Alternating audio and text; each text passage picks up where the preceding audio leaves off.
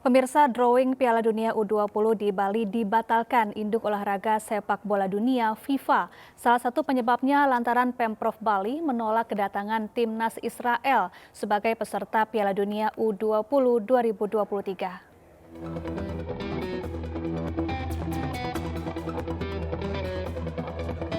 Gelombang penolakan kedatangan timnas Israel sebagai peserta Piala Dunia U20 2023 termasuk Pemprov Bali membuat FIFA membatalkan drawing yang semula digelar akhir bulan ini di Pulau Dewata tersebut. Panitia lokal melalui perwakilan Exco PSSI juga menuturkan hingga kini waktu dan tempat drawing selanjutnya belum mendapat informasi lanjutan dari FIFA. Sementara Ketua Umum PSSI Erick Thohir gencar koordinasi dengan Kementerian Luar Negeri, Kemenpora, yang menjadi pihak penanggung jawab pelaksanaan Piala Dunia U20. Drawing di Bali telah dibatalkan oleh FIFA. Jadi drawing tanggal 31 Maret yang harusnya diselenggarakan di Bali sudah dibatalkan oleh FIFA. Sebelumnya, sejumlah elemen masyarakat menggelar aksi demonstrasi di sejumlah wilayah menolak kedatangan timnas Israel yang akan berlaga di Piala Dunia U20 2023 di Indonesia akhir bulan Mei.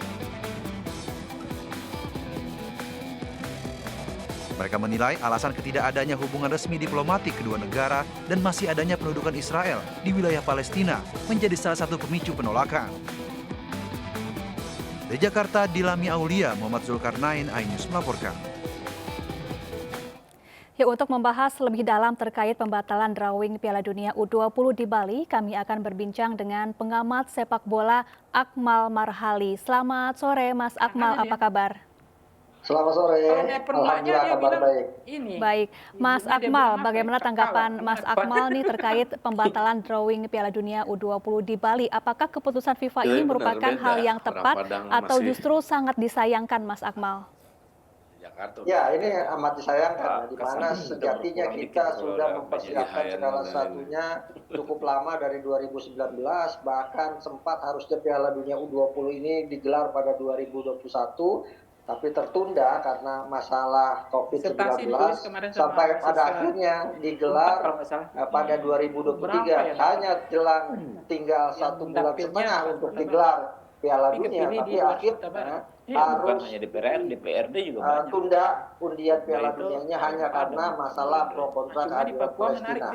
Tapi buat FIFA ini keputusan yang sangat tegas ya, di mana mereka meminta komitmen dari Indonesia agar bisa memastikan keamanan dan keselamatan 24 peserta Piala Dunia. Kan tidak mungkin undian Piala Dunia digelar hanya kemarin kan waktu di Wamena itu banyak tanpa Israel. Nah, ini yang akan menjadi problem di mata FIFA kalau kemudian keselamatan tapi itu politisi DPRD-nya waktu acara kemarin Israel tidak disertakan seperti apa yang disampaikan oleh Iwayan Koster, gubernur dari Provinsi Bali yang menyatakan bahwa mereka menolak kehadiran Israel di Piala Dunia. Padahal Israel hadir ke Piala Dunia bukan karena kebijakan politik, bukan karena keputusan politik, tapi karena berdasarkan kualifikasi yang sudah dijalankan. Israel adalah runner up Piala Eropa U19 dan mereka memang berhak untuk tampil di putaran final, dan itu sangat tegas dipastikan oleh FIFA. Kenapa? Karena juara bertahan Ukraina, juara bertahan Piala Dunia 2017 yang lalu itu tidak ikut serta di Piala Dunia kali ini karena tidak lolos kualifikasi. Juara dunia saja tidak ikut karena gagal kualifikasi. Kenapa kemudian yang lolos tidak dibolehkan ikut serta? Dan ini merupakan hal yang sangat sakit di FIFA yang akhirnya bisa berakibat fatal buat sepak bola Indonesia ke depan. Baik, Mas Akmal, namun ini kemudian gelombang penolakan terhadap timnas Israel jelang Piala Dunia U20 ini cukup banyak begitu ya. Lalu apa yang harus dilakukan oleh PSSI atau Indonesia selaku tuan rumah Piala Dunia U20, Mas Akmal? Ya, ini kan problemnya adalah problem tebang pilih, dan kebetulan juga posisinya sedang menghangatkan mesin politik menuju 2024. Jadi sepak bola ini dicampur adukan dengan urusan politik sehingga kemudian gaduh. Kenapa menjadi gaduh? Karena sejatinya sepak bola ini bukan hal yang pertama digelar atau menghadirkan atlet Israel. Karena sebelumnya itu beberapa atlet Israel bahkan bertanding di Indonesia. Misal pada 2015 di mana misal Gilberman tampil di kejuaraan dunia bulu tangkis 10-16 Agustus 2015 di Istora Senayan. Kemudian pada tahun 2022 Yuval Semla dan Noah Siran, dua atlet panjat dinding Israel, tampil di kejuaraan dunia panjat dinding pada 24-26 September 2022. Lalu bulan lalu misalnya Michael Yakovlev, pembalap sepeda Israel, tampil di kejuaraan dunia balap sepeda di Velodrome Jakarta, bahkan meraih peringkat 3 dan bendera Israel dinaikkan di sana. Dan sebelumnya pada 2022 tepatnya Desember tanggal 4 sampai tanggal 10 ada kejuaraan e-sport yang melibatkan atlet Israel juga di Bali, dan itu tidak masalah. Kalau kemudian mau dipermasalahkan urusan politik, harusnya dipermasalahkan ketika utusan Israel datang ke Nusa Dua Bali menghadiri Inter-Parliamentary Union IPO yang kemudian digelar di Nusa Dua, dan itu memang kaitannya urusan politik, tapi itu tidak dipermasalahkan. Nah, kenapa kemudian sepak bola dipermasalahkan? Lagi-lagi ini sudah kemudian diseret ke ranah politik, dan FIFA paling alergi kalau kemudian diintervensi urusan politik untuk kegiatan sepak bola. Kenapa? Karena FIFA punya law of the game di IPAB pasal 4 ayat 5, di sana disebutkan bahwa sepak bola tidak boleh masuk jargon politik di dalamnya, pesan-pesan politik di dalamnya, kemudian yel-yel politik, tekanan-tekanan politik, karena sepak bola adalah olahraga yang harus bebas dari kepentingan politik. Baik, kemudian Mas Akmal, pasca pembatalan drawing Piala Dunia U20 di Bali ini, apakah ada kemungkinan Indonesia gagal menjadi tuan rumah Piala Dunia U20?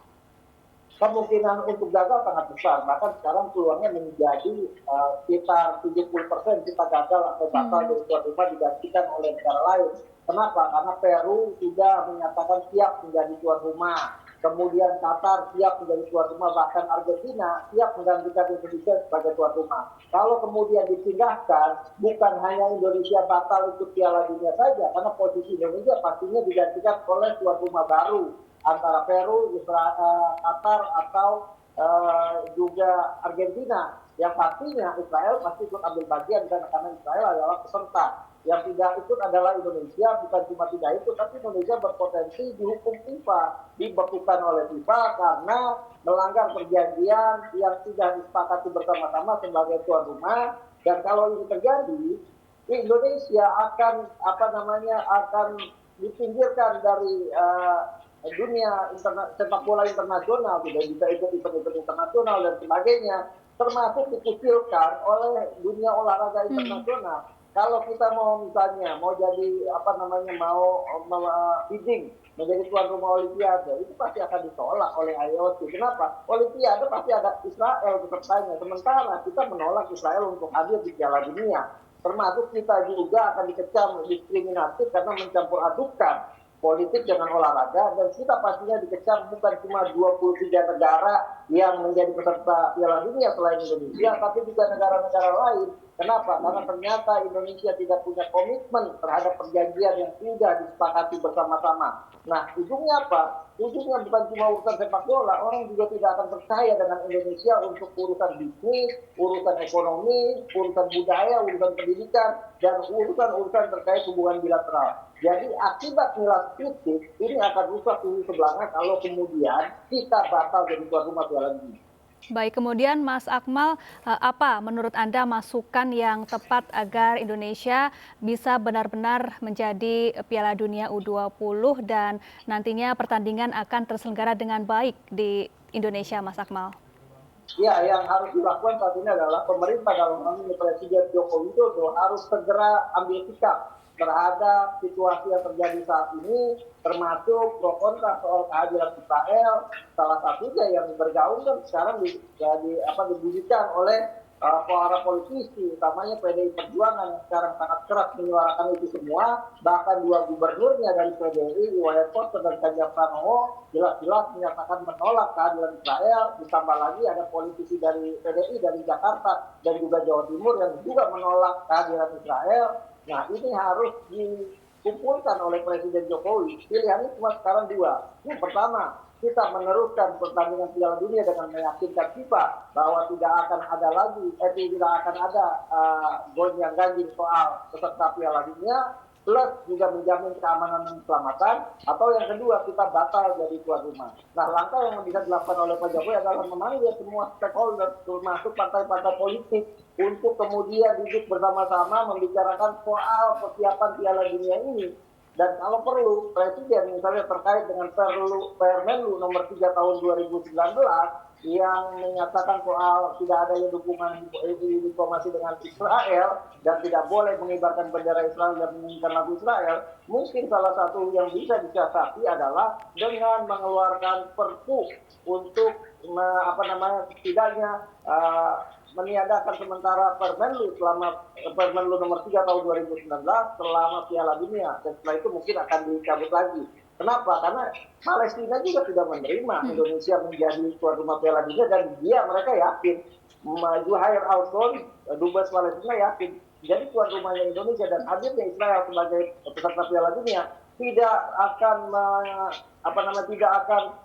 mencairkan atau tidak akan membuat komitmen Indonesia terkait kemerdekaan Palestina menjadi luntur. Dan ini sejatinya orang Palestina sudah paham kok, orang Indonesia ini tidak paham. Nah, yang kemudian yang harus dilakukan oleh Presiden saat ini adalah bagaimana kemudian meyakinkan masyarakat Indonesia bahwa Piala Dunia ini bisa berjalan dengan lancar, terutamanya soal keamanan dan keselamatan, karena ini menjadi hal yang paling penting yang diminta oleh FIFA untuk dilakukan. Baik, terima kasih Mas Akmal Marhali, pengamat sepak bola yang juga koordinator Save Our Soccer. Selamat sore dan salam sehat.